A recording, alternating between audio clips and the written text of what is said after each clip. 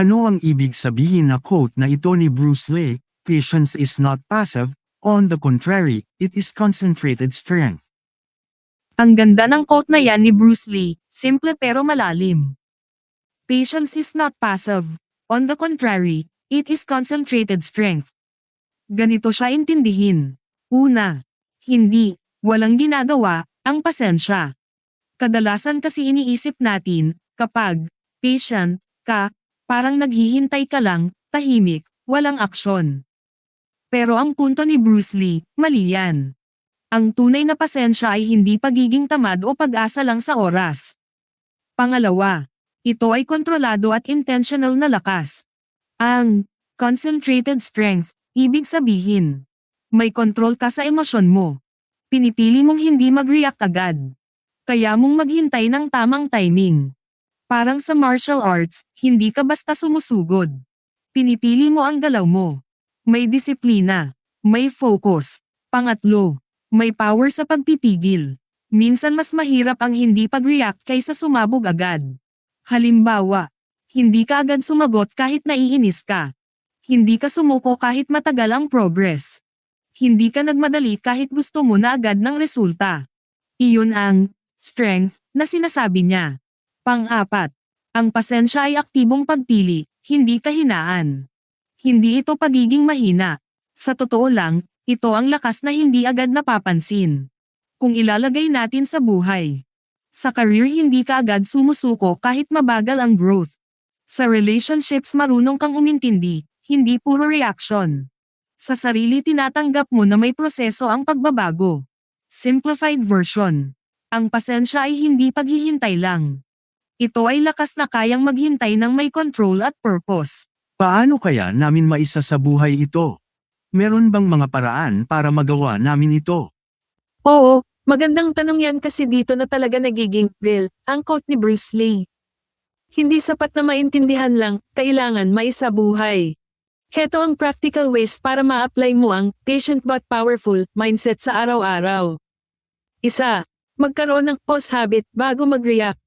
Sa totoo lang, dito nagsisimula ang concentrated strength. Gawin mo ito. Kapag may nakakainis, huwag agad sumagot. Magbilang ka ng 3 hanggang 5 seconds. Tanungin mo sarili mo, ano ba ang tamang response, hindi lang emotional reaction. Dito mo mararamdaman, ang pasensya ay control, hindi kahinaan. 2. Ihiwalay ang urgent sa important. Minsan nagmamadali tayo kasi feeling natin kailangan agad. Practice. Hindi lahat ng bagay kailangan instant decision.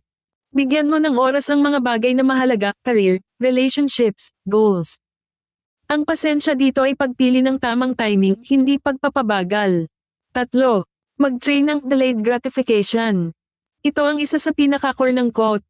Simple exercises. Gusto mo bumili. Hintayin mo muna 24 hours. Gusto mo mag-scroll. Tapusin mo muna task mo. Gusto mo sumuko. Mag-commit ka muna sa one more try. Habang ginagawa mo ito, lumalakas ang inner discipline mo. 4. Tanggapin na may proseso ang lahat. Real talk. Dito madalas tayo nadadapa. Gusto natin. Mabilis na success. Instant results. Agad-agad na pagbabago. Pero ang reality, growth katumbas mabagal, paulit-ulit, minsan boring. Reframe mo. Hindi ka nahuhuli. Nasa proseso ka lang. 5. Gamitin ang frustration bilang signal, hindi trigger. Kapag naiinis ka, usually gusto mong mag-react agad. Try this. Imbes na sumabog, tanungin mo. Ano ang tinuturo nito sa akin? Ang pasensya dito ay pag-convert ng emotion into awareness. 6. Mag-build ng long-term mindset. Kung short-term thinker ka, mahirap maging patient. Shift mo. From, gusto ko na agad ngayon. Saan ako papunta in 1 year? 5 years. Ang taong may malinaw na direction, mas madaling maging patient, kasi alam niya kung bakit siya naghihintay. 7. Practice small daily patience. Hindi mo kailangang maghintay ng big moment.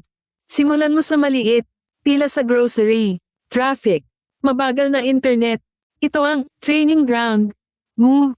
Kung dito palang nagagalit ka na, paano pa sa mas malalaking challenges? Simple takeaway. Ang pasensya ay hindi paghihintay lang. Ito ay skill na time train araw-araw. Magbigay ka ng isang example kung ano ang mangyayari kung hindi magawa ang ibig sabihin ng kasabihang ito. Sige, gawin natin itong konkretong senaryo, parang eksena sa totoong buhay. Halimbawa, sa trabaho o pangarap mo. May isang tao, sabihin na nating si Mark. Gusto niyang umasenso agad. May goal siya na kumita ng malaki, magkaroon ng magandang career, at ma-recognize. Sa simula, motivated siya.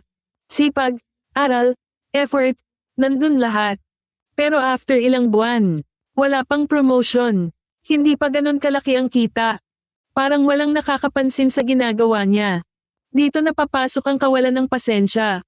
Dahil hindi niya na-apply yung idea ng patience is concentrated strength, ganito ang nangyari. Isa, naging reactive siya.